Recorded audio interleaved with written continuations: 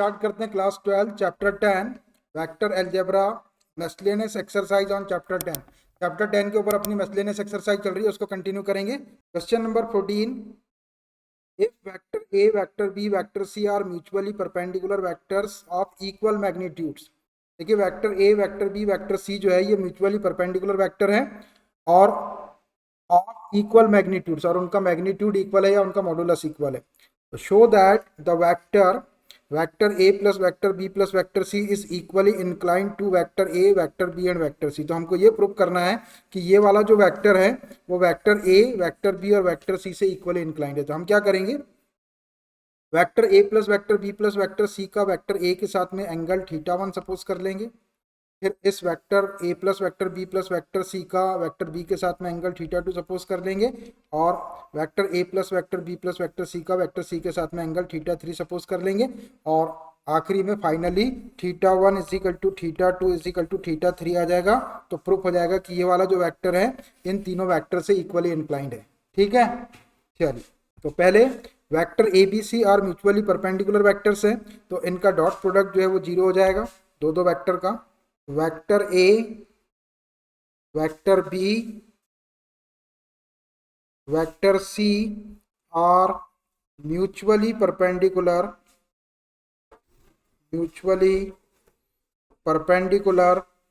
Of equal magnitudes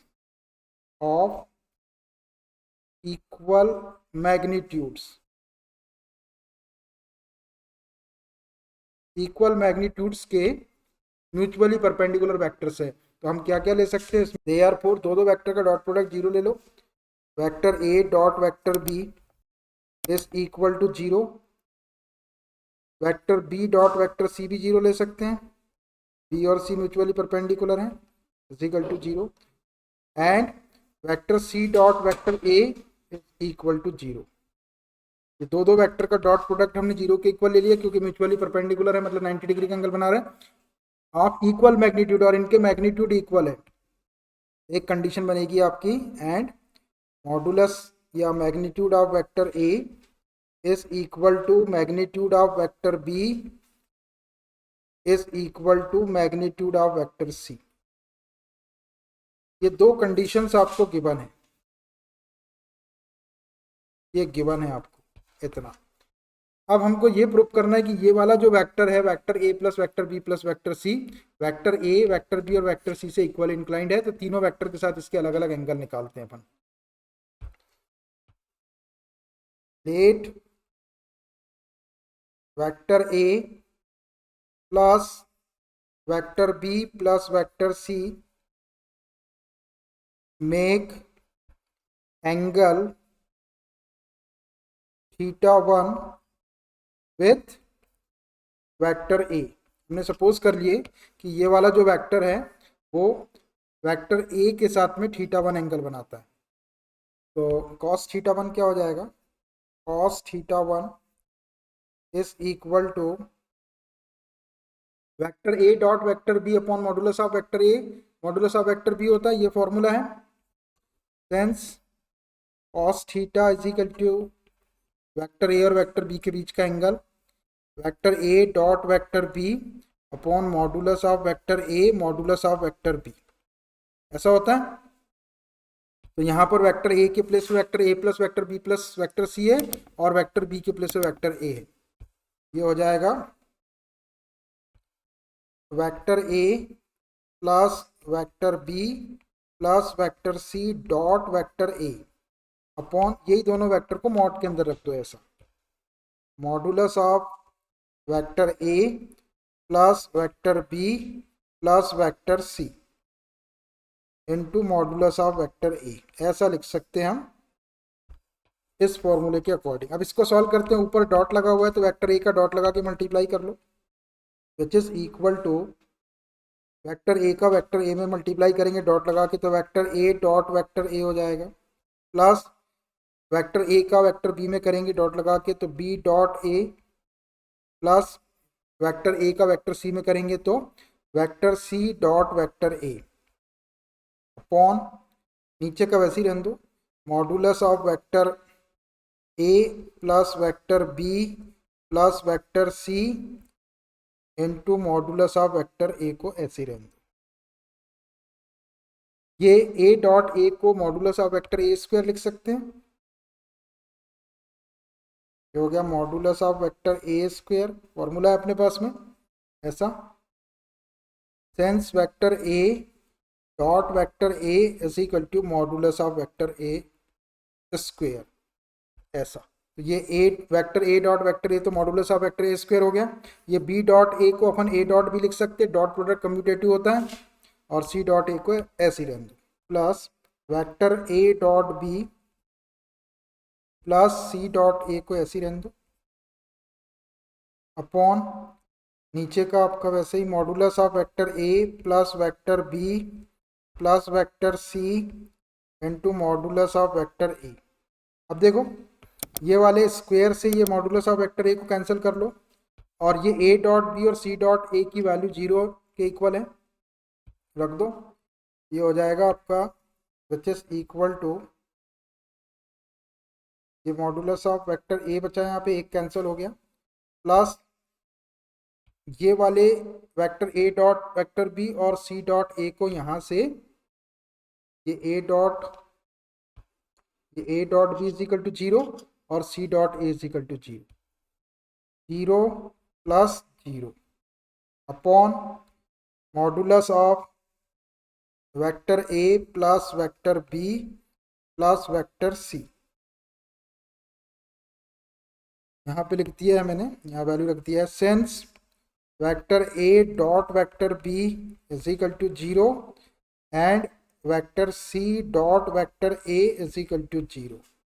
given था अपने को, इसका यूज कर लिया। ये क्या बच गया, modulus of vector A upon modulus of vector A plus vector B plus vector C. ये चल रहा अपना कॉस थीटा के इक्वल, ये चल रहा अपना कॉस थीटा 1 के equal, which implies cos theta 1 ही लिए थे हाँ, is equal to modulus of vector A upon modulus of vector A plus vector B plus vector C. ये आ गया आपका कॉस थीटा 1। अब ऐसा ही ये वाला जो वेक्टर है आपका vector A plus vector B plus vector C, vector B के साथ में थीटा 2 एंगल बनाता है, ऐसा सपोज करके कॉस थीटा 2 की वैल्यू निकालते हैं। Let vector A plus vector B plus vector C makes angle theta 2 with vector B. तो देयरफॉर ये क्या हो जाएगा, cos theta 2 is equal to vector A dot vector B upon modulus of vector A, modulus of vector B होता है तो ए के place पे ये वाला वेक्टर और बी के प्लेस पे वेक्टर बी। ये हो जाएगा vector A plus vector B plus vector C dot vector B, और यही दोनों वेक्टर को मॉड में डाल दो, mod of vector A plus vector B plus vector C into modulus of vector B. इसको ऐसे ही सॉल्व कर लो, विच इज इक्वल टू, ऊपर देखो वेक्टर बी का डॉट लगा के मल्टीप्लाई कर लो इसमें, वेक्टर ए डॉट बी हो जाएगा, प्लस बी में करेंगे तो वेक्टर बी डॉट बी हो जाएगा, प्लस सी में करेंगे तो vector C dot B, upon वैसे ही रहने दो modulus of vector A plus vector B plus vector C into modulus of vector B. ये ए डॉट बी 0, अभी करते हैं इसको 0, ये बी डॉट बी को modulus of vector B square और ये सी डॉट बी को बी डॉट सी लिख लेते हैं, विच इज इक्वल टू ये A dot B vector A dot vector B plus ये बी डॉट बी को modulus of vector B square लिख सकते हैं, modulus of vector B square plus ये सी डॉट बी को बी डॉट सी लिख सकते हैं, डॉट प्रोडक्ट कम्यूटेटिव होता है, upon modulus of vector A plus vector B plus vector C into modulus of vector B, which is equal to ये A और B का dot product 0 दिया हुआ है, vector A dot B is equal to 0 और B dot C is equal to 0। A dot B को रख दो 0 plus modulus of vector B square plus ये बी डॉट सी को भी 0 रख दो, upon modulus of vector A plus vector B plus vector C into modulus of vector B, which is equal to modulus of vector B square बचा यहाँ upon modulus of vector A plus vector B plus vector C into modulus of vector B. ये modulus of vector B से ये square cancel कर दो, क्या बचा, which is equal to modulus of vector B upon modulus of vector A plus vector B plus vector C. अब देखो ये जो मॉडुलस ऑफ वेक्टर बी है इसको अपन मॉडुलस ऑफ वेक्टर ए लिख सकते हैं और मॉडुलस ऑफ सी को भी वेक्टर मॉडुलस ऑफ वेक्टर ए लिख सकते हैं। तो इसको मैं मॉडुलस ऑफ वेक्टर ए लिख देता हूँ, is equal to modulus of vector A upon modulus of vector A plus vector B plus vector C. यहाँ पे मैंने ये वाला कॉन्सेप्ट यूज किया है क्या, tense modulus of vector A is equal to modulus of vector B is equal to modulus of vector C. तीनों का मॉड इक्वल है, गिवन है अपने को क्वेश्चन में। ये रहा कॉस थीटा 2 की वैल्यू आ गई ये वाली, और कॉस थीटा 1 की भी आ गई, एक जैसी आ गई। अब ऐसे ही कॉस थीटा 3 की निकालते हैं, एक वेक्टर और ये वाला जो वेक्टर है वेक्टर सी के साथ में थीटा 3 एंगल बना रहा है, ऐसे ही सॉल्व कर लेंगे उसको भी, या सिमिलरली करके लिख सकते। देखो दो एक जैसा लिखे अपन, अब क्या होगा कि अपन एक एंगल थीटा 3 सपोज करेंगे जो वेक्टर सी के साथ में, ये वाला वेक्टर सी के साथ में थीटा 3 एंगल बना रहा है। तो जब अपन इसको सॉल्व करेंगे तो ये सिचुएशन ही जैसे अपन ने पहली बार वाले को सॉल्व करे थे, तो यहाँ पे मॉडुलस ऑफ वेक्टर ए आया था, दूसरी बार कॉस थीटा 2 में मॉडुलस ऑफ वेक्टर बी आया, नीचे तो इतना ही आ रहा, फिर इस मॉडुलस ऑफ बी को अपन ने मॉड ऑफ वेक्टर ए लिख दिए। अब ऐसे ही जब थीटा कॉस थीटा 3 की वैल्यू निकालेंगे तो यहाँ पे मॉडुलस ऑफ वेक्टर सी आएगा, उसको अपन फिर से मॉडुलस ऑफ वेक्टर ए लिख सकते हैं। तो ये वापस आपका vector modulus of vector A upon vector modulus of vector A plus vector B plus vector C आ जाएगा। तो सिमिलरली करके लिख लेते हैं, ज़्यादा सॉल्व करने की जरूरत नहीं बार बार, इतना तो सॉल्व कर दिए अपन। Similarly cos theta 3 is equal to modulus of vector A upon modulus of vector A plus vector B plus vector C, आ जाएगा। और किसी को अगर सॉल्व करके निकालना तो ऐसा सॉल्व करके निकाल ले।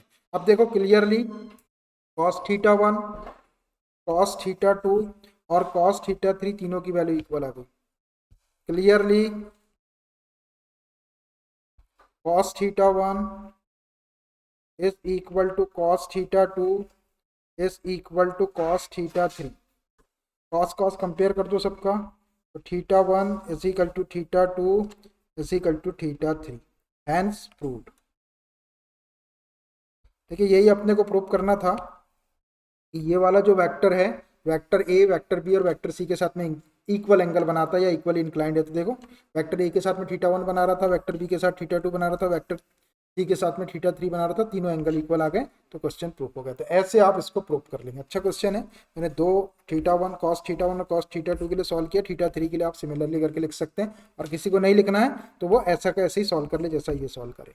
यहाँ पे वेक्टर सी से मल्टीप्लाई कर लो, इसके अंदर सेम ऐसे ही आएगा, यहाँ पे मॉडुलस ऑफ वेक्टर सी आएगा, उसको आप वेक्टर मॉडुलस ऑफ वेक्टर ए से रिप्लेस कर लेंगे तो ऐसा आ जाएगा। ठीक है, चलिए देखिए question number 15, prove that vector A plus vector B dot vector A plus vector B is equal to modulus of vector A square plus modulus of vector B square if and only if vector A vector B are perpendicular. Given vector A is not equal to zero vector, vector B is not equal to zero vector. देखिए ये जो condition है जो अपने को prove करना है, ये if and only if vector A vector B are perpendicular, मतलब ये कब प्रूफ होगा, कब इसके दोनों साइड इक्वल आएंगे, जब वेक्टर ए और वेक्टर बी परपेंडिकुलर होंगे। और आपको मालूम है कि दो वेक्टर जब परपेंडिकुलर रहते हैं तो उनका डॉट प्रोडक्ट जीरो होता है, मतलब कंडीशन क्या ले सकते हैं, vector A dot vector B is equal to zero ले सकते हैं। तो बस अपन A dot B is equal to zero का यूज करके इसको प्रूव कर देंगे। तो पहले मैं जो प्रूव करना है उसको लिख देता हूँ, RTP required to prove vector A plus vector B dot vector A plus vector B is equal to modulus of vector A square plus modulus of vector B square. ये अपने को प्रूव करना है, लेकिन ऐसा कब होता है जब ए और बी परपेंडिकुलर रहते हैं तब। तो इसका लेफ्ट हैंड साइड ले लेता हूँ मैं, taking LHS, left hand side is equal to vector A plus vector B dot vector A plus vector B. देखिए बीच में डॉट लगा हुआ है तो मल्टीप्लाई कर देते, पहले वेक्टर ए का पूरे ब्रैकेट में कर देते हैं, फिर वेक्टर बी का पूरे ब्रैकेट में मल्टीप्लाई कर देते हैं डॉट लगा, तो which is equal to vector A dot vector A हो जाएगा, प्लस वेक्टर ए का वेक्टर बी में इंटू करो तो vector A dot vector B हो जाएगा, प्लस ये वाले वेक्टर बी का करो तो vector B dot vector A हो जाएगा, प्लस बी में करेंगे तो vector B dot vector B हो जाएगा, which is equal to vector A dot vector A modulus of vector A square होता है, प्लस ये ए डॉट बी और ये बी डॉट ए को भी ए डॉट बी लिख लेते हैं, vector A dot vector B plus B dot A को कम्यूटेटिव होता है डॉट प्रोडक्ट, तो ए डॉट बी लिख दिए, plus B dot B vector B को modulus of vector B square बोल सकते हैं, modulus of vector B square, आप चाहते हैं फॉर्मूले लिख दो, since vector A dot vector A is equal to modulus of vector A square, एक तो अपने ये यूज़ किया और एक किए A dot B is equal to B dot A, ये लिखेंगे तो ठीक है, नहीं भी लिखे तो कोई फर्क नहीं पड़ रहा। अब देखो ये ए डॉट बी और ये A dot B, 2 times A dot B और ए डॉट बी को क्या लिख सकते हैं अपन, 0 लिख सकते, which is equal to modulus of vector A square plus ये ए डॉट बी को 0 प्लस ये ए डॉट बी को 0, 2 टाइम्स ए डॉट बी लिख के भी 0 लिख सकते, मैंने अलग अलग लिख दिया, plus modulus of vector B square, का रीजन लिख देते हैं, since vector A and vector B are perpendicular, ये परपेंडिकुलर है, therefore vector A dot vector B is equal to 0 होता है, इसलिए मैंने उसको 0 कर दिया। तो फाइनली अपने पास में क्या आ गया, which is equal to modulus of vector A square plus modulus of vector B square, देखो यही राइट हैंड साइड है, which is equal to right hand side. एकदम सिंपल क्वेश्चन था, ऐसे आप प्रूव कर लेंगे, ये कंडीशन का यूज कर लेंगे, ठीक है। Choose the correct answer in exercise 16 to 9, 16 से लेकर 19 तक के 4 क्वेश्चन है, 16, 17, 18 और 19, चारों क्वेश्चन में करेक्ट आंसर को चूज करना। Question number 16, if theta is the angle between 2 vectors vector A and vector B then A dot B is greater than or equal to 0 only when, कौन सी condition इसमें से true होगी, A dot B is greater than or equal to 0 दिया हुआ है, तो theta कौन सी कंडीशन को सेटिस्फाई करे, और थीटा क्या रहता है, वेक्टर ए और वेक्टर बी के बीच का एंगल रहता है, तो जो कंडीशन है मैं उसी को ले लेता हूँ, क्या vector A dot vector B is greater than or equal to 0, A dot B का फॉर्मूला है आपके पास में modulus of vector A modulus of vector B cos theta is greater than or equal to 0, आया आपको याद। अब ये तो स्केलर क्वांटिटी है, अपने को थीटा चाहिए, तो इनका यदि अपन क्रॉस मल्टीप्लाई कर देंगे या modulus of vector A modulus of vector B positive quantity से डिवाइड करेंगे इसको दोनों साइड को, तो इनइक्वालिटी के साइन पे कोई इफेक्ट नहीं पड़ेगा, तो इसको लिख सकते हैं अपन cos theta is greater than or equal to 0, cos theta की वैल्यू 0 से बड़ी या फिर उसके इक्वल, देखिए ये क्वाड्रेंट रहता है आपका, वेक्टर ए और वेक्टर बी के बीच का एंगल मालूम है आपको, 0 से लेके 180 तक रहता है, ये 0 से 180 डिग्री, इसी के बीच में एंगल होता है या फिर इसके इक्वल होता है, तो ये आपका फर्स्ट क्वाड्रेंट, ये है फर्स्ट क्वाड्रेंट और ये है सेकंड क्वाड्रेंट, है ना। तो cos 0 की वैल्यू 0 होती है और cos 90 की वैल्यू 1 होती है, cos 0 की वैल्यू 1 होती है और cos 90 की वैल्यू 0 होती है cos 90 की वैल्यू 0, तो फर्स्ट क्वाड्रेंट के अंदर 0 या 0 से बड़ा greater than or equal to 0, देखो फर्स्ट क्वाड्रेंट के अंदर ऑल ट्रिग्नोमेट्रिकल रेशियो पॉजिटिव होते हैं, यहाँ तो ये पॉजिटिव हो जाएंगे, कॉस पॉजिटिव हो जाएगा, पॉजिटिव होगा क्या कॉस, और 1 किसके ऊपर होगा 0 डिग्री पर होगा, और 0 किसके ऊपर होगा 90 डिग्री के ऊपर होगा, मतलब 0 से 90 तक के 0 और 90 के बीच में आपका थीटा रहेगा। तो फर्स्ट कंडीशन है theta is greater than 0 less than π/2। तो इसमें ग्रेटर देन और लेस देन π/2 में तो केवल पॉजिटिव वैल्यू आएगी, मतलब 0 से बड़ी वैल्यू आएगी। और theta is greater than or equal to 0 less than or equal to 90 इसके बीच में आ जाएगा। Theta is greater than or equal to 0 less than or equal to pi, मतलब 0 भी एंगल ले सकते हैं आप और 90 भी ले सकते हैं। तो ये बी ऑप्शन जो है ये करेक्ट होगा, मतलब या तो वैल्यू 0 होगी या फिर 0 से बड़ी होगी। 0 कहाँ होती है, 90 डिग्री के ऊपर 0 होती है कॉस की वैल्यू, और 0 डिग्री के ऊपर 1 होती है। तो इस फर्स्ट क्वाड्रेंट के अंदर कॉस पॉजिटिव होता है, या सेकंड क्वाड्रेंट में तो कॉस नेगेटिव होता है, यहाँ पर नेगेटिव होता है कॉस सेकंड क्वाड्रेंट। और cos theta is greater than or equal to 0 का मतलब होता है 0 या फिर पॉजिटिव क्वांटिटी, और मैक्सिमम उसकी वैल्यू 1 होती है। 0 होगी, 0 से बड़ी होगी, कहाँ पे होगी, 1 तक की होगी। तो 1 कहाँ पे होगी, 0 डिग्री पे होगी, और 0 कहाँ पे होगी, 90 डिग्री पे होगी, और बाकी की पॉजिटिव वैल्यू होगी इस बीच में। तो ऑप्शन बी जो है वो करेक्ट हो जाएगा। ये सी वाला आपका theta is greater than 0 to pi ये नहीं होगा, क्योंकि यहाँ तो नेगेटिव हो गई। Theta is greater than or equal to 0 और less than or equal to pi, यहाँ से यहाँ तक नहीं होगा क्योंकि यहीं पे है वो greater than or equal to 0 square, यहाँ तो नेगेटिव हो रही वैल्यू। तो ऑप्शन बी जो होगा वो करेक्ट होगा। Option B is correct. Option B is correct होगा भाई, option B correct. First quadrant भी नहीं है, 0 और 90 भी इंक्लूड है उसके। फर्स्ट क्वाड्रेंट के अंदर पॉजिटिव होती है, 90 के ऊपर 0 वैल्यू होती है, 0 के ऊपर 1 वैल्यू होती है कॉस में। तो option B is correct.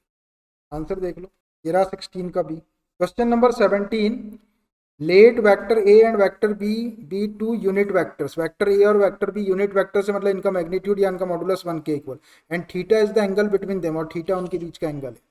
Vector A और वेक्टर बी के बीच का एंगल थीटा, और उनका मैग्नीट्यूड 1 1 के इक्वल है क्योंकि वो यूनिट वेक्टर है। Then vector A plus vector B is a unit vector A. तो ये ए प्लस बी एक यूनिट वेक्टर होगा, लेकिन कब होगा, जब theta is equal to π/4, theta is equal to π/3, theta is equal to π/2, theta is equal to 2π। ये वाला वेक्टर यूनिट वेक्टर होगा, मतलब इसका मैग्नीट्यूड 1 के इक्वल होगा, लेकिन कब होगा, वो एंगल आपको निकालना है।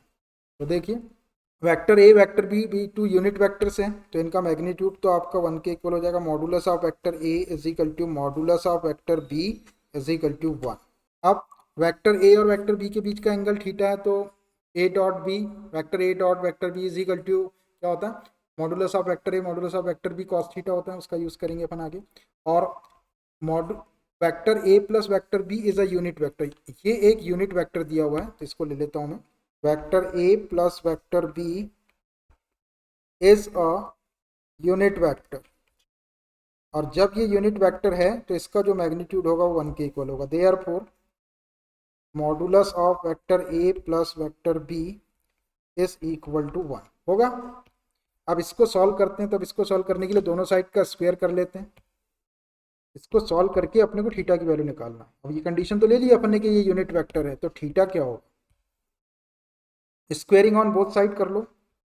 ये modulus of vector A plus vector B का स्क्वायर इज इक्वल टू 1 का स्क्वायर 1। यहाँ पे स्क्वेयरिंग करती है अपन, यहाँ स्क्वेयरिंग की है दोनों साइड की। अब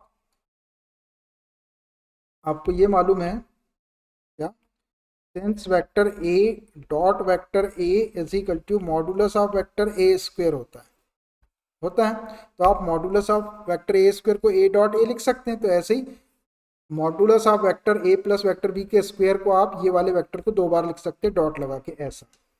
तो ये हो जाएगा आपका vector A plus vector B dot vector A plus vector B is equal to 1 हो जाएगा ऐसा, इस फॉर्मूले के अकॉर्डिंग। अब ये डॉट लगा के मल्टीप्लाई कर दो, एम्प्लाइज वेक्टर ए का मल्टीप्लाई करेंगे तो vector A dot vector A, plus A का बी में करेंगे तो vector A dot vector B, plus vector B का डॉट लगा के इंटू करो vector B dot vector A, फिर बी का बी में करेंगे तो plus vector B dot vector B is equal to 1, which implies ये ए डॉट ए को आप modulus of vector A square लिख सकते हैं, modulus of vector A square, plus ये A dot B plus B dot A है, A dot B plus B dot A को भी ए डॉट बी लिख सकते, कम्यूटेटिव लॉ को फॉलो करता है, plus vector B dot vector B को modulus of vector B square लिख सकते हैं। इज इक्वल टू 1, ऐसा हुआ। अब देखिए ये modulus of vector A modulus of vector B 1 के इक्वल होती है, 1 का स्क्वायर हो जाएगा, 1 का स्क्वायर हो जाएगा, विच एम्प्लाइज 1 का स्क्वायर प्लस ये A dot B plus A dot B को 2 times vector A dot vector B लिख सकते हैं, प्लस ये modulus of vector B square 1 square हो जाएगा, इज इक्वल टू 1। इसको सॉल्व करेंगे तो ये 1 स्क्वायर का 1 और ये वाला 1 कैंसल्ड, ये 2 vector A dot vector B बचा, और ये वाले 1 का स्क्वायर 1 को इधर शिफ्ट करेंगे तो -1 हो जाएगा। उसे डिवाइड कर लो इसको, तो vector A dot vector B is equal to -1/2। अब ए डॉट बी का फॉर्मूला अपने पास में modulus of vector A modulus of vector B cos theta, which implies modulus of vector A modulus of vector B cos theta is equal to -1/2। Modulus of vector A modulus of vector B की value 1 1 दी हुई है, ये हो गया आपका 1 और ये भी 1 हो गया, into cos theta is equal to -1/2। अब कॉस की नेगेटिव वैल्यू कहाँ पर होती है आपकी, सेकेंड क्वाड्रेंट में कॉस नेगेटिव होता है, तो अपन इसको ऐसा लिख सकते हैं, ये cos theta is equal to minus को ऐसे रहने दो, 1/2 कॉस में किसकी वैल्यू होती है, पॉजिटिव वैल्यू, कॉस 60 डिग्री की वैल्यू होती है, कॉस π/3, ये माइनस कॉस π/3 की वैल्यू -1। अब आपको मालूम है कि कॉस नेगेटिव कहाँ होता है, सेकंड क्वाड्रेंट में, सेकंड क्वाड्रेंट में कॉस -π/3 को क्या लिख सकते हैं अपन, 180 माइनस π/3 लिख सकते हैं, cos theta is equal to cos pi minus π/3 लिख सकते हैं। देखो सेकंड क्वाड्रेंट में 180 माइनस थीटा, इसको सॉल्व करेंगे 180 माइनस थीटा, सेकंड क्वाड्रेंट में सेकंड में कॉस नेगेटिव होता है तो माइनस आ जाएगा, और 180 में नो चेंज तो माइनस कॉस π/3 को कॉस पाई माइनस π/3। ये ऐसा क्यों लिखिए अपन ने सेकंड क्वाड्रेंट में, क्योंकि कॉस की वैल्यू यहाँ पे ये नेगेटिव वैल्यू दिखा रहा है, नेगेटिव वैल्यू सेकंड क्वाड्रेंट में होती है। इसको सॉल्व कर लो, कॉस से कॉस एडजस्ट हो जाएगा, ये थीटा हो गया, और ये क्या हो जाएगा, 3 एलसीएम ले 3 पाई माइनस पाई 2 π/3, 120 डिग्री का एंगल बनेगा। 120 डिग्री आपको मालूम है सेकंड क्वाड्रेंट में, सेकंड में कॉस की वैल्यू नेगेटिव है, तो theta π/4 π/3 π/2 theta is equal 2 π/, option D is correct, लिख सकते हैं आप चाहे तो, ऑप्शन डी इज करेक्ट। ऐसा थोड़ा सॉल्व करके निकालना पड़ेगा, आंसर देख लो, 17 का D. Question number 18, the value of I cap dot J cap cross K cap plus J cap dot I cap cross K cap plus K cap dot I cap cross J cap is, इसकी value क्या होगी, मैं इसी को लिख लेता हूँ, I cap dot J cap cross K cap plus J cap dot I cap cross K cap plus K cap dot I cap cross J cap. देखिए यहाँ पे पहले ये क्रॉस प्रोडक्ट को अपन सॉल्व करते हैं, तो विच इज इक्वल टू ये I cap dot J cap cross K cap, J के बाद में क्या आया सीक्वेंस में चल रहा है तो के बाद में वापस आपका आई आ जाएगा, डॉट ये आई कैप हो जाएगा, plus J cap dot I cap cross K cap, I के बाद में जे आना चाहिए लेकिन यहाँ पे के आ रहा तो माइनस जे कैप आएगा, माइनस, अगर सीक्वेंस टूटता है बीच में तो माइनस के साथ में आता है वो, और अगर सीक्वेंस में चल रहा है तो फिर प्लस आता है, plus plus K cap dot I cap cross J cap, I के बाद में जे आए तो प्लस वाला के कैप आए, अगर सीक्वेंस में रहता है तो पॉजिटिव वाला थर्ड वाला यूनिट वेक्टर आता है, और अगर बीच में सीक्वेंस टूट जाता है तो माइनस वाला थर्ड वाला वेक्टर आता है, which is equal to I cap dot I cap 1। आपको मालूम है दो एक जैसे वेक्टर का डॉट प्रोडक्ट 1 होता है, ये प्लस माइनस का minus J cap dot J cap plus ये K cap dot K cap 1 हो जाएगा, which is equal to 1 minus J cap dot J cap भी 1 हो जाएगा, प्लस 1, ये नेगेटिव 1 पॉजिटिव 1 कैंसिल कर लो, विच इज इक्वल टू 1। तो which option is correct, option 0 -1 1 3, option C is correct, option C is correct.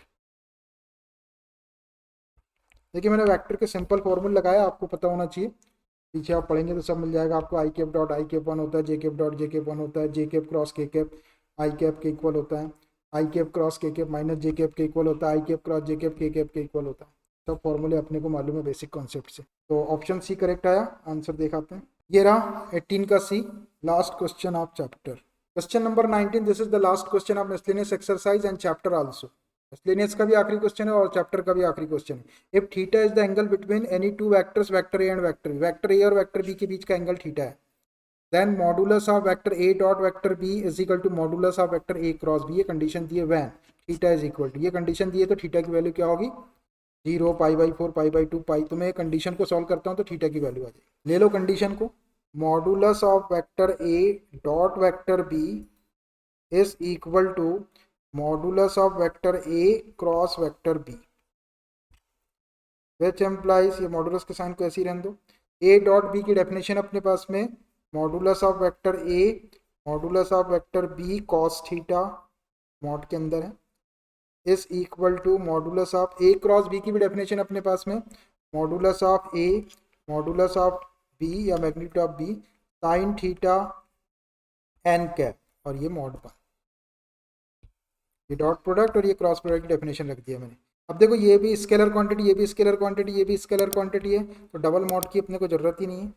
ये modulus of vector A modulus of vector B और ये कॉस थीटा ले लो, cos theta को mod के बाहर निकाल के कॉस थीटा पॉजिटिव ले लेंगे, इज इक्वल टू यहाँ भी आपको ये स्केलर क्वांटिटी ये स्केलर तीनों को तो बाहर कर दो, modulus of vector A modulus of vector B sine theta को साइन थीटा ले लो, और ये वेक्टर है तो ये मॉड के अंदर आएगा मॉडुलस ऑफ एन कैप, और एन कैप क्या होता है यूनिट वेक्टर होता है, यूनिट वेक्टर का मैग्नीट्यूड 1 के इक्वल होता है तो इसको 1 रख देंगे।